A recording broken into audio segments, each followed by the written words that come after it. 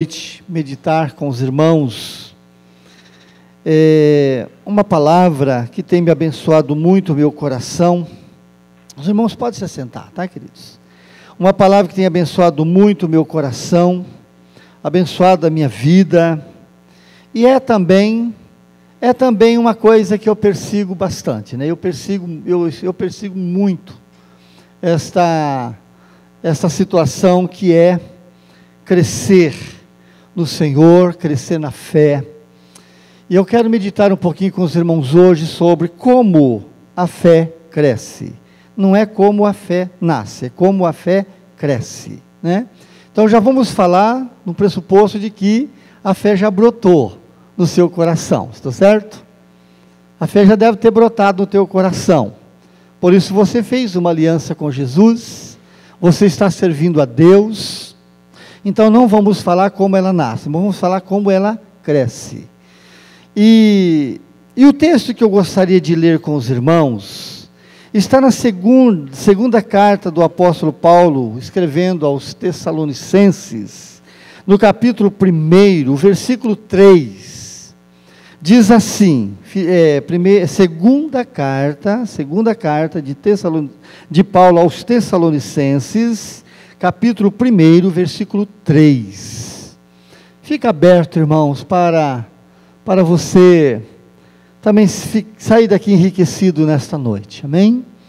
Diz assim o texto sagrado: irmãos, Paulo falando para a igreja de Tessalonicenses, irmãos, cumpre-nos dar sempre graças a Deus no tocante a vós outros, como é justo fazer isto, pois a vossa fé cresce sobremaneira, e o vosso mútuo amor de uns para com os outros vai aumentando, a tal ponto que nós mesmos nos gloriamos de vocês, nas igrejas de Deus, à vista da vossa constância e fé, em todas as vossas perseguições, e nas tribulações que suportais, sinal evidente do reto juízo de Deus, para que sejais considerados dignos do reino de Deus, pelo qual, com efeito, estáis sofrendo. Presta atenção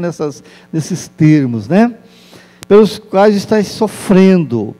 E, se de fato é justo para com Deus que Ele dê em paga tribulação aos que vos atribulam, e a vós outros que sois atribulados, alívio juntamente conosco, quando do céu se manifestar o Senhor com os anjos do seu poder. Irmãos, é interessante a gente pensar nesse aspecto, né, da vida, da nossa vida cristã, como tudo se procede na nossa vida.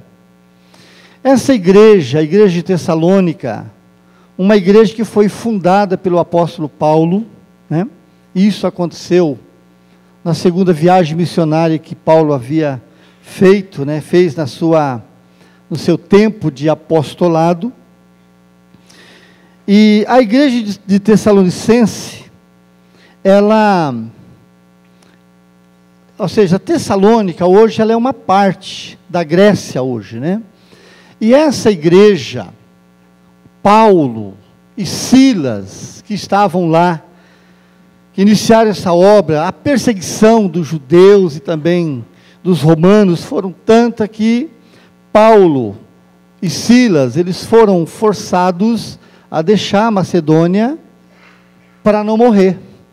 A perseguição era tanta em cima dessa igreja, a oposição era tanto em cima da igreja, e Paulo então ele foge, ele vai para Bereia, né?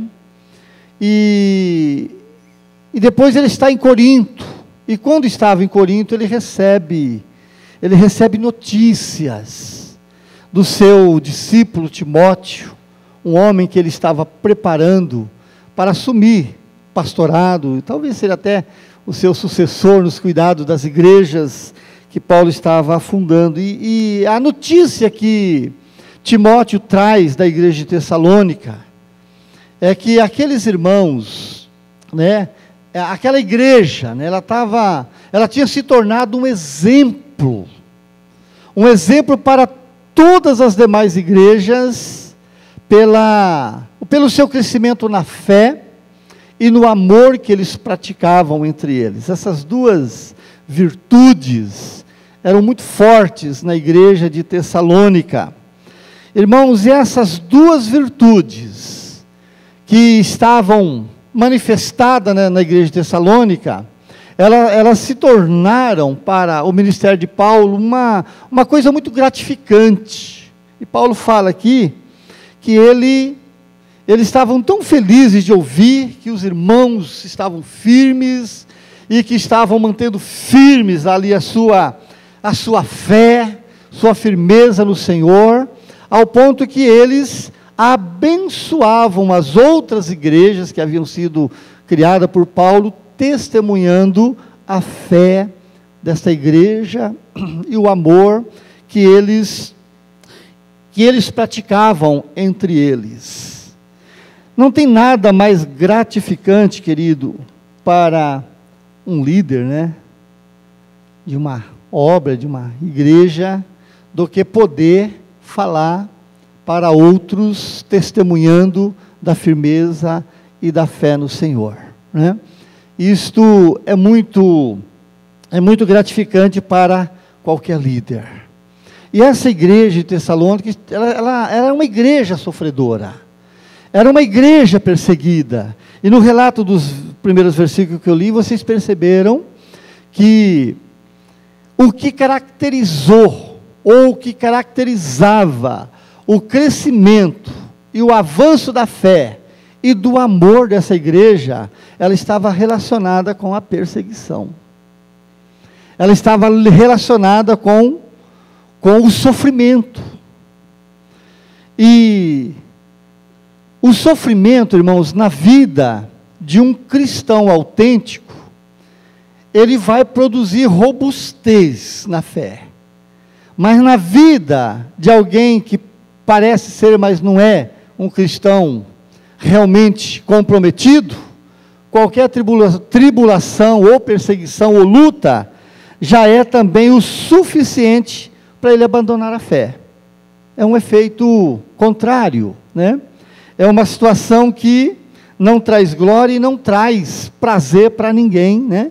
Ver alguém desistindo da fé porque não suportou uma luta, uma provação, uma coisa desta natureza. E quantos param no caminho ou desistem da fé porque não suportam uma coisinha desse tamanho. Já é o suficiente para ele deixar a casa de Deus, deixar o Senhor, e diante de várias opções que ele tem na sua vida, para poder tomar uma decisão, a primeira que ele toma é de abandonar o Senhor. Isso é triste na vida de muitas pessoas. Mas aquele que realmente tem uma aliança e entendeu a graça de Deus, entendeu todo o trabalho de Deus em relação à vida dele, ele passa a ter isso como uma revelação dentro dele, ele está firmado em Cristo Jesus. As lutas e as tribulações, elas vão ser bênçãos na vida desta pessoa. Amém, querido? Vai ser bênçãos. Ao invés dela afastar, ela vai se achegar mais. E esta era a característica da igreja de Tessalônica. A perseguição era ferrenha ali, meu irmão. E naquele tempo ali, na vida de muitos, a fé, ela consumava em morte. Tanto que quando a gente olha a vida dos apóstolos, né, a forma como o final da vida de quase todos eles foram as piores maneiras possíveis. Só que quando um cristão ele perde a sua vida por sua convicção de fé, o seu sangue é a maior mensagem, é a maior mensagem que ele deixa, né? Então, quando nós decidimos andar com Deus, fazermos uma aliança com Deus, existem muitos louvores que são cantados, né? Tem um louvor que diz, agora é só glória, é só glória, é só glória. Irmãos, e a Bíblia não diz isto. Não é isso que a gente vai aprender, não é esta a verdade, como dizendo, se você está agora firmado com a sua aliança em Cristo Jesus, os problemas acabaram. Pelo contrário, aí é que a coisa vai acontecer, porque nós decretamos uma guerra. Nós decretamos uma guerra. E se você ler lá o Hebreus capítulo 10, dos versículos 30 em diante, nós vamos perceber que aqueles que foram iluminados, que foram alcançados, falando dos nossos irmãos antes de nós, né? Eles eram perseguidos, eles perdiam os seus bens, mas ao invés deles questionar isto ou aquilo, essas perdas, a Bíblia diz que eles tinham alegria, por estar perdendo o que tinham, ou sofrendo pela revelação que tinham de Jesus, eles tinham alegria. E quanta coisa a gente tem para aprender nesse negócio, né? Quando a gente pensa na vida cristã. E quando nós pensamos, querido, nesse fator fé, né? Que é onde nós precisamos crescer, e nós temos aprendido que a fé, ela não é um sentimento. Fé não é um sentimento. Fé é um firme fundamento. Um sentimento, assim que ele é satisfeito, ele desaparece. Mas o fundamento, ele permanece. O fundamento é que dá sustentação. Por isso, querido, se a sua fé está firmada em Jesus, nada vai te remover deste lugar. Mas se ela estiver firmada apenas numa informação, ou num fator de religiosidade, com certeza, este alicerce, ele é um alicerce falso, que não vai te dar sustentação, e você vai cair ou vai desistir facilmente. Mas quando o alicerce ele é bem feito, quando o alicerce ele é feito com a condição de suportar aquilo que está sendo construído em cima dele, aí você vai ficar tranquilo. Até na vida cristã você vai ser uma pessoa tranquila.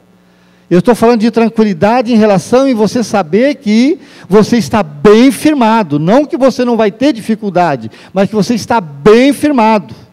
Se o alicerce é bem feito, se ele está bem fundamentado, a casa não vai cair diante das tempestades, diante dos ventos fortes. Porque o que torna uma árvore frondosa e bem resistente são as intempéries. E na vida cristã, amados, não é diferente. E se a gente entender isto, entendendo que nós nos movemos por fé, nós estamos firmados em Deus pela fé, nós como filhos de Deus andamos por fé, nós combatemos o bom combate através da fé, não é isso? Não é isso? Né? Nós vencemos por fé, nós fomos justificados pela fé. O único jeito de eu poder agradar o coração do meu Senhor e Salvador é exercitando fé. Na fé nós temos que crescer, e no final também temos que morrer na fé. Então a fé está presente, esse fundamento precisa estar presente na nossa vida. E o apóstolo Paulo podia dizer dos convertidos de Tessalônica: irmãos, cumpre-nos dar graças a Deus, no tocante à fé que vocês exercem, naquilo que vocês foram alcançados na revelação da mensagem da cruz. Essa igreja, queridos, tinha entendido a obra de Jesus. Essa igreja entendeu, e Paulo diz: é justo, meus irmãos, que nós falemos da fé de vocês para os demais, e que tomem vocês como modelo para ser seguido. Isso é bom, isso é maravilhoso. O crescimento na fé, querido, ele não vem por alguém orando por você. O crescimento na fé não vem por alguém pondo as mãos sobre a tua cabeça e te declarando como um ponto de mágica: receba a fé. Não. A fé, querido, ela vai crescer em nós à medida que eu aprendo a ouvir a Deus. A fé, ela vai ser desenvolvida em mim à medida que eu estou conhecendo aquele que me comprou, aquele que é dono da minha vida. Então, o crescimento da fé se dá com base em experiência que nós adquirimos no nosso caminhar cristão. Entendeu, queridos?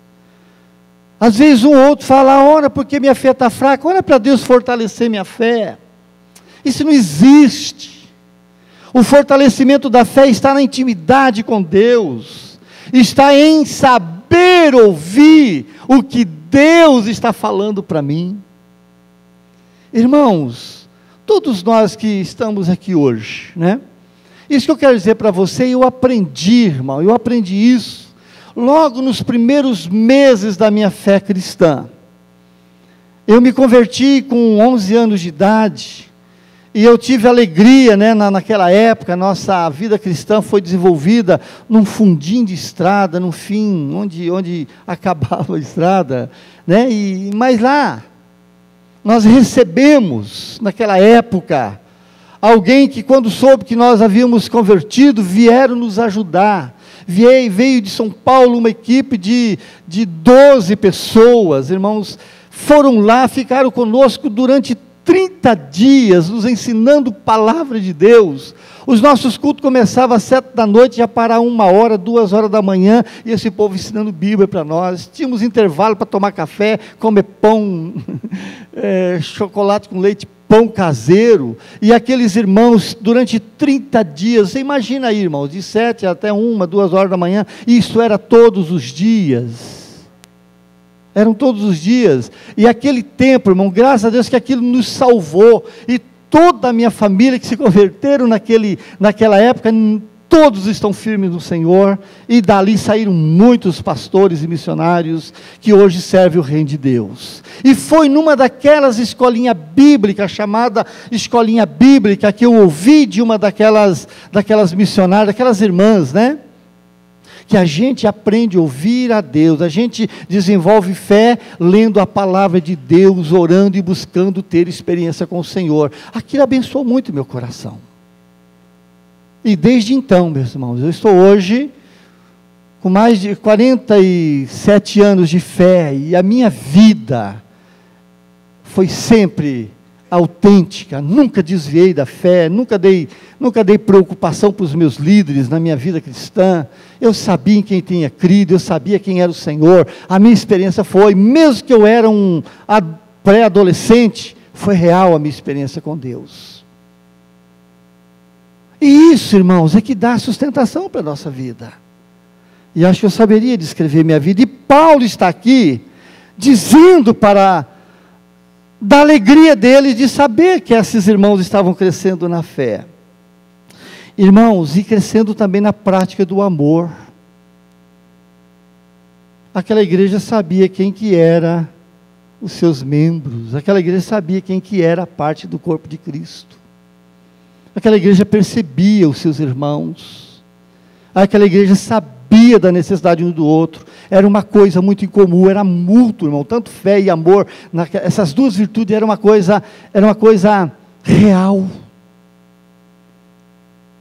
E a gente tem muita coisa para crescer e aprender com isso, sabe, irmãos? Às vezes nós nem conhecemos quem se senta do nosso lado, a gente vai embora para o culto, quem está do seu lado da igreja? Ele nem sabe quem que era, né? Isso não é bom, isso não dá crescimento. Então, irmãos, o crescimento, né, vamos considerar como a fé cresce. Por quais meios ela cresce? Então eu disse, ela cresce pela obediência. A obediência àquilo que Deus está falando comigo. Quando Deus fala, eu preciso desenvolver a minha contemplação. Eu preciso focar. Eu preciso focar em Deus. Por exemplo, aqui, se eu perguntasse, o que é que Deus já falou com você aqui hoje? Será que você saberia dizer, pelo menos uma coisa? Deus falou comigo através daquilo. Nós já tivemos aqui várias maneiras de Deus falar conosco, através de testemunho, louvor, leitura da palavra, né? Mas será que nós já ouvimos Deus? Quando nós temos essa dificuldade de ouvir a Deus falando conosco, nós ficamos, irmão, como que parados na nossa posição de vida cristã. A gente vai para a igreja porque é costumeiro ir, e a gente tem que vir nesse lugar, irmão, cada vez que você deve vir aqui, com essa pergunta no teu coração: Senhor, estou indo hoje para ouvir o que o Senhor quer falar comigo hoje.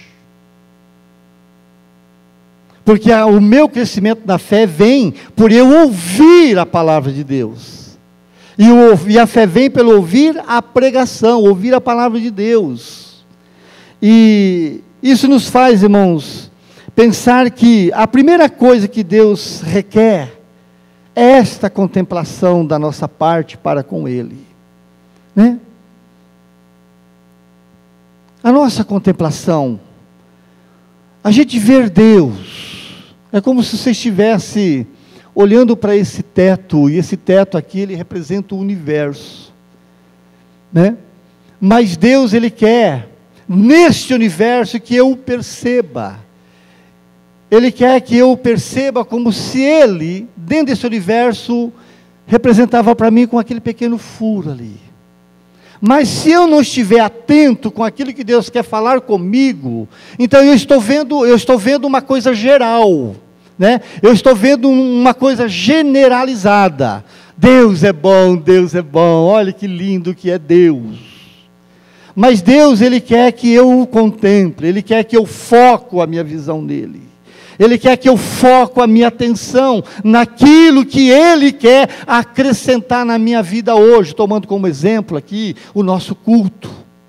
Deus, Ele quer que eu e você o contemplemos. Deus não está falando para eu vir aqui fazer alguma coisa, para eu vir aqui inventar alguma coisa, ou trazer alguma coisa, ou criar alguma coisa, né? E às vezes a gente acha que a gente vem para a igreja para fazer alguma coisa.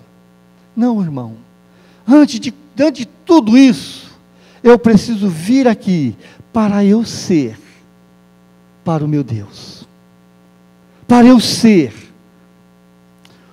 o alvo dele, derramar sobre mim as suas bênçãos.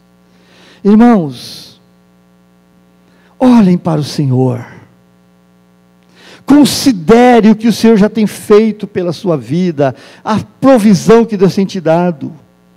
Olha para o Senhor e considere que Ele te deu, e ouça Ele dizer: eu sou o teu Deus, eu sou o teu Pai. Tenho te dado tanto, mas você não percebe. Eu tenho colocado tantas coisas em suas mãos, na sua vida, e a gente não percebe esse agir de Deus. E a gente leva a vida como todo mundo leva, né? Como Maria vai com as outras, né? Um provérbio que existe. Irmãos, e cada um de nós aqui, nós temos um particular para com o nosso Deus. O que Deus quer falar comigo não é o mesmo que Ele quer falar com você. Ele quer falar com você o que você precisa ouvir dEle. Deus quer falar com você aquilo que você precisa ouvir dEle. E se nós tivermos esse cuidado de estarmos atentos àquilo que o Senhor quer falar com o meu coração, falar no meu espírito, revelar ao meu coração aquilo que eu não estou conseguindo ver, irmãos, os nossos cultos seriam diferentes, seria culto de verdadeira adoração e expressão de glória diante do Senhor, porque a gente viria para a casa de Deus para exaltá-lo, para glorificá-lo, a gente vinha na casa de Deus para saltar de alegria e estar considerando os feitos dEle. Mas a gente não vem na igreja assim, a gente vem na igreja porque eu quero mais uma coisinha, eu quero que Deus faz isso, faz aquilo, e Deus está dizendo: meu filho, tudo que você necessita eu já supri. Eu só quero teu coração. Eu só quero você. E quantas vezes Deus pode estar falando conosco, como Jesus falou para Jerusalém uma vez: ah, Jerusalém, se você soubesse que dia é esse o teu dia, e como eu gostaria de juntar vocês, como a galinha junta os seus pintainhos debaixo das suas asas, mas vocês não conseguem perceber. Aí a gente vai para casa, mais um culto, mais um momento, perdi a oportunidade. Irmão, foi assim com Agar, no deserto de Berseba. Lá estava ela com o jovenzinho Ismael. Ela tinha sido expulsa por Agar de sua casa. Ela sai, ela era serva da casa de Abraão. Aquela mulher com quem Abraão teve um caso, e nasce Ismael, e aí ela tem que sair. E ela, quando sai, ela leva consigo algumas coisas, leva água, leva alimento.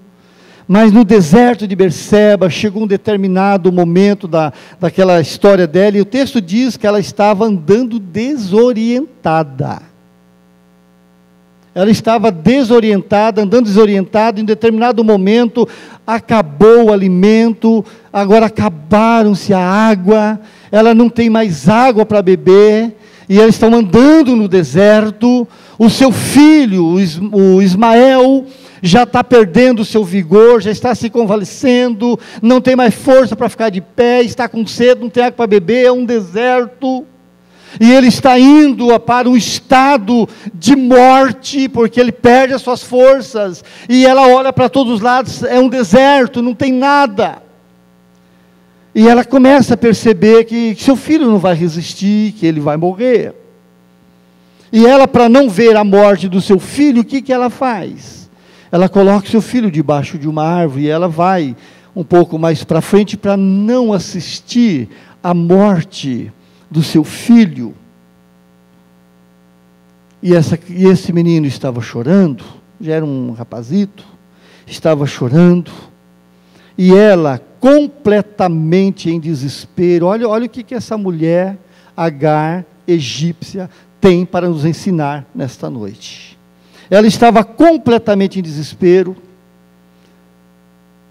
Então, o texto diz, então veio a palavra do Senhor para ela. Isso aqui me impressiona, irmãos. Então veio a palavra do Senhor para ela. Esse texto está em Gênesis 21, 18. E o Senhor disse para ela, Agar, ergue-te, levanta, porque ela também estava desfalecida. Levanta-te, volta até o menino, pegue ele pela mão, sustenta ele não vai morrer, ele vai ser uma nação forte. Irmão, para ela, era fim, era um momento de morte, não tinha uma esperança, num deserto, não tinha uma esperança, e de repente ela ouve essa palavra, levanta-te, pega a mão do menino, põe ele de pé. Deus testa a fé dela, e ela não tem, Agar não faz nenhuma reclamação, Agar não faz nenhuma reivindicação, ela simplesmente obedece. Irmã, ela não tinha Bíblia, não tinha escrito, o que ela tinha, é o que ela havia aprendido com Abraão, nas revelações que ele tinha de Deus, mas ela crê na palavra do Senhor, e ela obedece. Ela não se deixou, como se, eu estou tão fraca, agora estou começando a ouvir vozes, deve ser a minha fraqueza que está me fazendo ouvir vozes, deve ser a minha mente. Ela não questiona isso, ela acredita, e ela se levanta, e ela vai até o seu filho, e Deus então, vê o coração de Agar, ela passa no teste, olha que lindo, ela passa no teste, e depois que ela entende que aquela palavra era uma palavra verdadeira de Deus, a Bíblia diz que Deus abriu os olhos dela, e ela viu que próxima dela tinha um poço, parece que estava oculto dela, e ali tinha um poço, e Deus faz ela ver o poço. Irmãos, quando Deus traz uma resposta para nós, no momento de aflição, no momento de angústia, se eu sou capaz de ouvir a voz de Deus, Deus dá uma palavra e você acredita, e Deus te deu uma experiência, para Agar ali, Deus se tornou algo muito pessoal para ela, mas não era para ela ficar vendo o poço, era para ela ir até lá, e se saciar.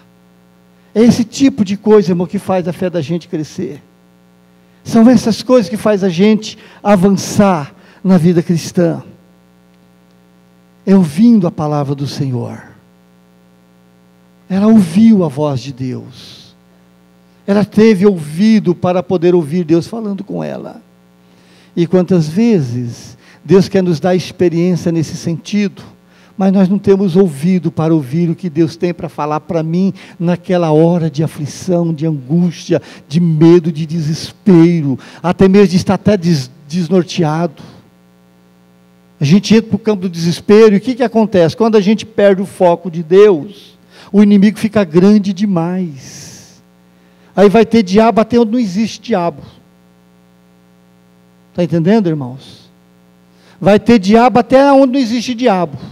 E o problema de muitos de nós é que a gente dá tanta dimensão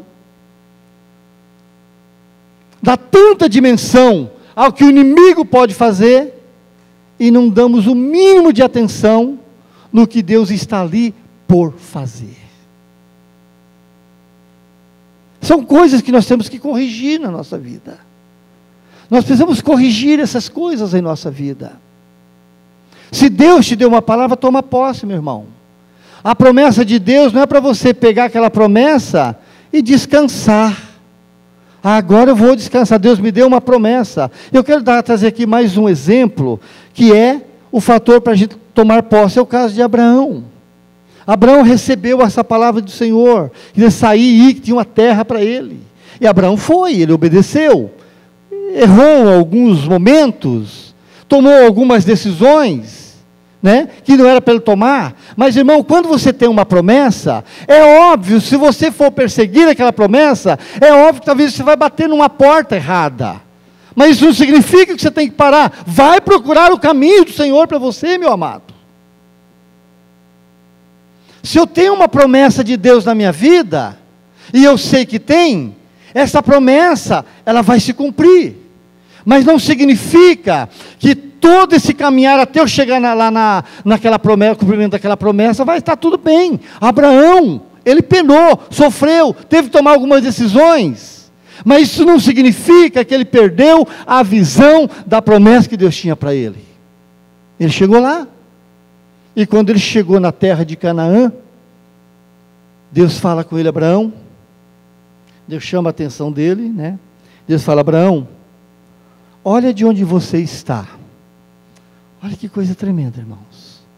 Abraão, você está aí, num determinado ponto. De onde você está? Olha para o norte, olha para o sul, para o oriente e para o ocidente. E Abraão fez isso. E Deus disse para ele: eu vou dar tudo isso para você, Abraão. Isso é teu. Irmão, não significa que quando ele olhou para a direção norte, ele viu tudo. Quando ele olhou para o sul, ele também viu tudo. Quando ele olha para o oriente, ele também não viu tudo. E quando ele olha para o ocidente também, ele não viu tudo. E agora? O que Deus fala para esse homem? Lá no versículo, Gênesis 3,17, Deus fala para ele: agora, Abraão, percorre. Eu te dei a promessa, agora vai, aonde você for, você vai ter. A promessa estava sendo dada. Agora, imagine se Abraão, quando Deus me deu essa terra, se ele ficasse simplesmente na visão humana, talvez ele contemplaria ali alguns quilômetros, a sua região, ao seu redor. Deus falou: te dei a promessa. Agora, rapaz, levanta e vai percorrer. Aonde você conseguir chegar, é teu. Então, quanto mais ele iria, ele andava, mais a visão dele ia esticando, ia esticando. E Abraão creu. Essa promessa que Deus deu para Abraão não era uma questão para ele descansar, para ele ficar indolente. Não, a promessa está dada. Agora percorre. Sabe, muitas pessoas erram. Às vezes eu ouvo um ou outro dizer assim: faz 10 anos que Deus me deu uma promessa e ela ainda não se cumpriu. Alguma coisa está errada. Você recebeu a promessa, mas não foi. Não foi percorrer. E Deus fala para Abraão isso. Abraão tem. Irmãos, e Abraão creu. E ele viu. Irmãos, Deus não estava prometendo para Abraão naquele dia tão somente terra física. Deus fez promessas tremendas, e hoje, irmãos, nós somos parte da visão de Abraão. Nós somos tidos na Bíblia como os filhos da fé. A extensão disso, irmão. Deus falou, olha para o ocidente, para o oriente e para o ocidente, norte e sul. É como Deus dizendo a Abraão, toda essa terra é possível ser tua. E olha a família de Abraão como cresceu, irmão. A família de Abraão não é somente os judeus, não. A família de Abraão, espiritualmente, é todos os justificados pela fé. Abraão cresceu. Então, irmãos, quando Deus dá uma promessa, Ele quer que, no cumprimento daquela promessa, Ele quer que você comece agora um outro estágio. Porque aquilo que Ele te deu aqui, é para levar você até lá.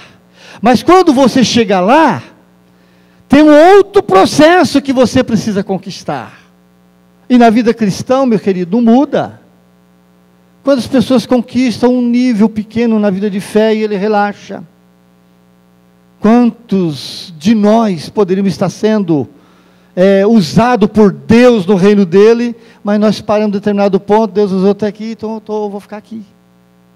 E nós paramos no caminho. Nós não conseguimos entender a riqueza da manifestação do poder de Deus na vida do seu povo.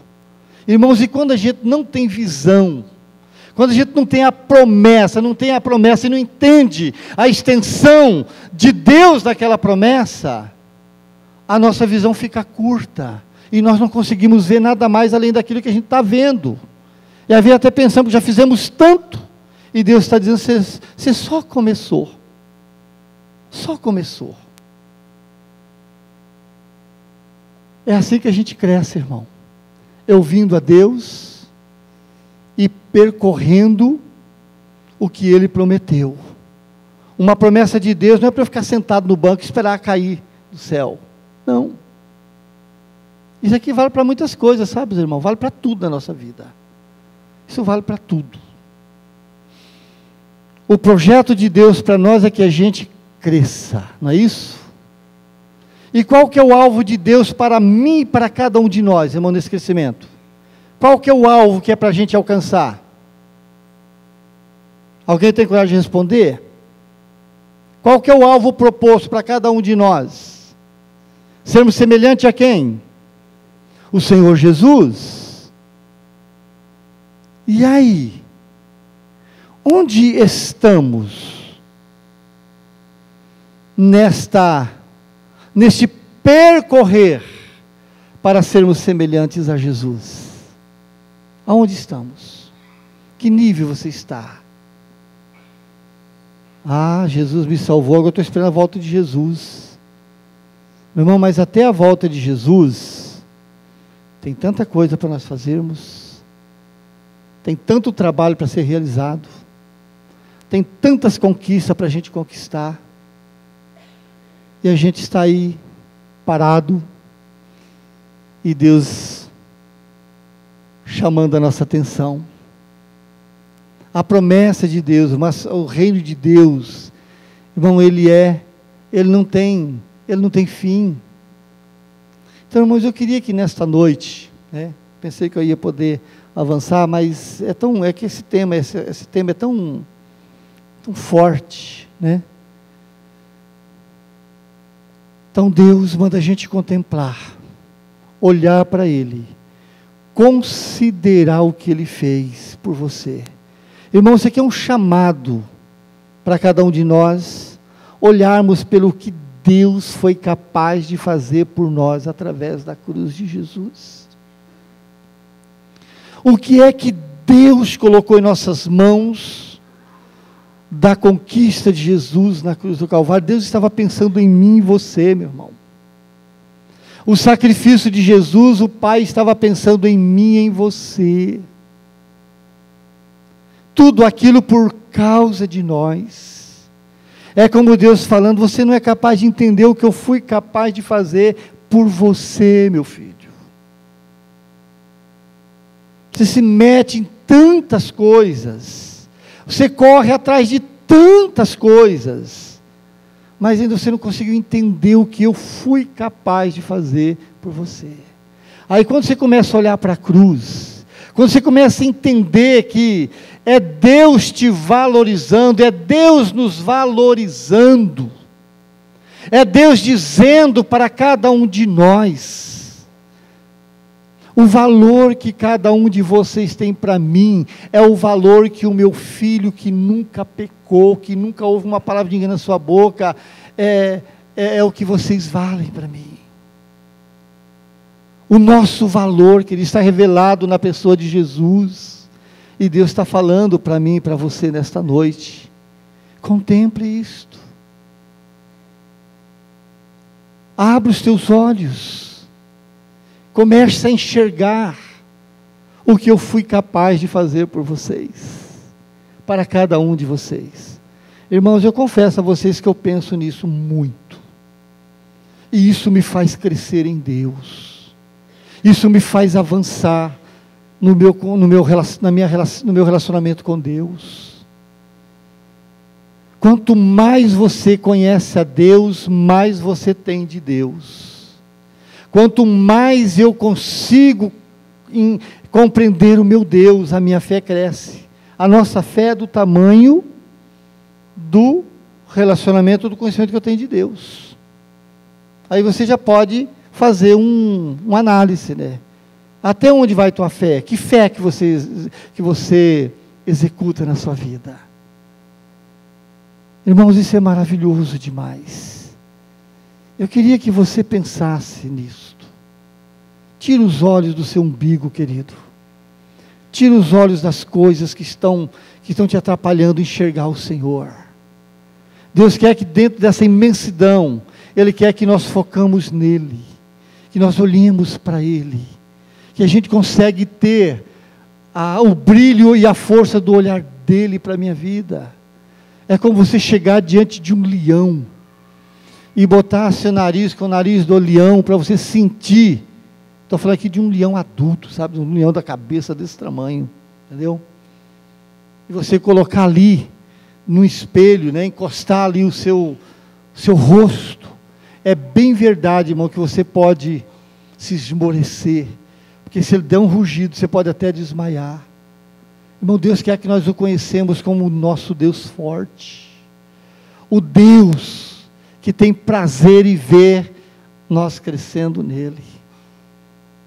As tribulações, as provações, é para a gente conhecer Deus, para a gente ver a ação de Deus, o mover de Deus. Tiago chega a dizer: meus irmãos, tem de grande motivo de alegria o passardes por várias provações, sabendo que a provação da sua fé vai produzir você a perseverança, e a perseverança, ela tem em si uma obra completa. Mas a gente não quer ser provado. E Tiago está dizendo isso. Você está sendo provado, meu irmão? Está difícil? Está difícil você vencer algumas áreas da tua vida? Tiago está falando para você: se alegra, meu irmão. Deixa Deus te fazer crescer nessa luta, nessa prova. Deixa Deus te fazer crescer nessa prova. Repetindo o texto: tende grande gozo, não é só alegria, é grande alegria o passardes por várias provações, sabendo que a prova da vossa fé, ela vai gerar em você perseverança. E esta perseverança, que seria aqui, irmão, a terceira palavrinha, nessa perseverança, ela tem em si uma obra completa. E às vezes nem na aprovação a gente não consegue pegar toda a bênção, que a gente murmura, a gente foge. E Deus não quer que a gente foge, irmão, da guerra. Temos que encarar a guerra. Aí por isso que a gente às vezes fica, né, muito debilitado. Deus querendo fazer a gente ser robustecido, forte, um guerreiro convicto, cheio de convicção. E a forma de Deus me tornar este homem e você tornar esta mulher, é você encarar e saber que aquele desafio, ele tem um começo, meio e fim. Mas muito não chega nem no meio, já desiste aqui. Aí começa a questionar Deus. Deus,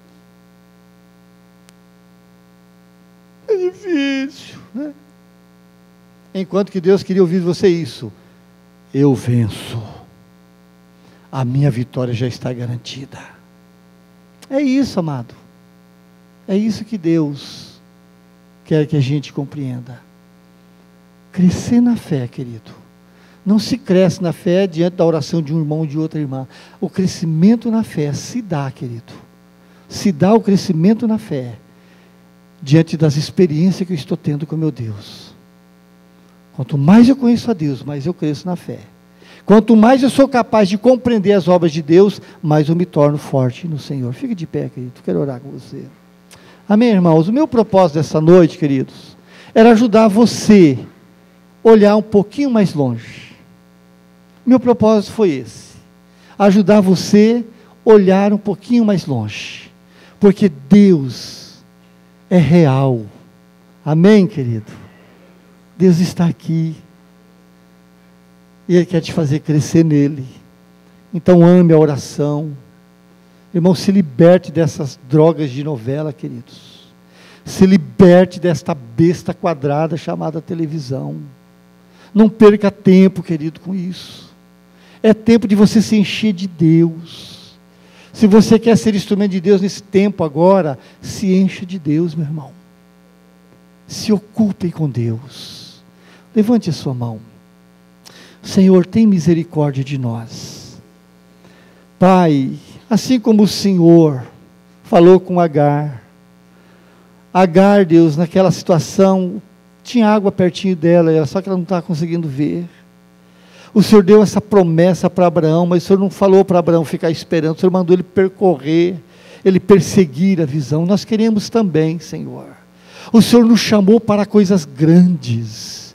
O Senhor nos chamou, Deus, para dar continuidade àquilo que o Senhor iniciou. Senhor, e às vezes nós estamos parados onde não deveríamos estar parados. Nos ajuda, Senhor. Pai, eu quero declarar sobre a vida dos nossos irmãos, Pai, crescimento na fé. Nós estamos passando por um momento, ó Deus,